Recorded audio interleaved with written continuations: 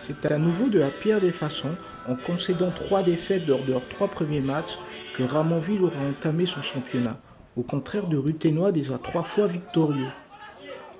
Ramonville qui pourtant n'aura pas le moindre complexe à porter le danger sur le but adverse dès le début de la rencontre où Calmette devait buter sur Laborde et ce même portier ruthénois repoussait une tentative plus lointaine de Massini. Et la plupart des opportunités de première période étaient aux Garonnaises, avec un nouvel exercice de jonglage de l'avant-centre ramonvillois à la demi-heure de jeu, ou un centre contré d'Einthoven, alors que Rodez n'inquiétera Leroy que sur une tête parfaitement maîtrisée.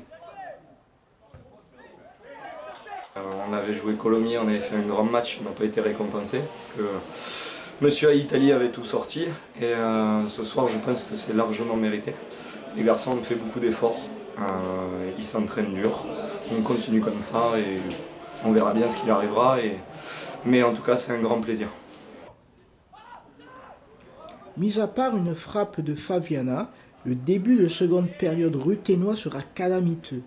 Tout d'abord avec l'ouverture du score de Gonzalez suite à une frappe repoussée par Laborde.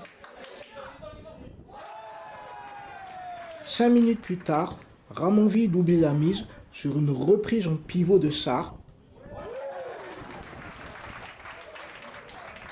avant que les visiteurs ne soient doublement sanctionnés par l'expulsion de Faviana et un penalty dont Sané ratait la transformation.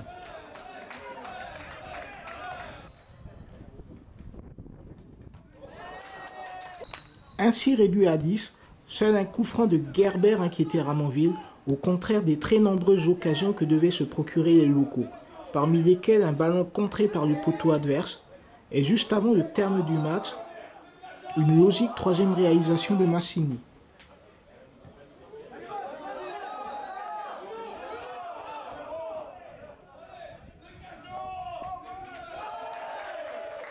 On démarre le 18 août, 3 semaines après tout le monde.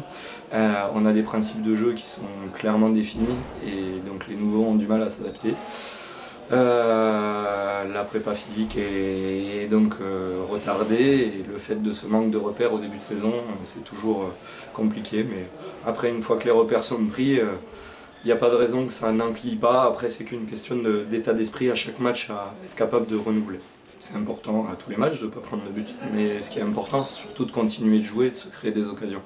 Alors mine de rien, si vous m'avez entendu dire qu'il ne fallait pas prendre de but, c'est parce que je sais que mes joueurs continuent de jouer malgré tout, et donc de temps en temps je les rappelle à l'ordre.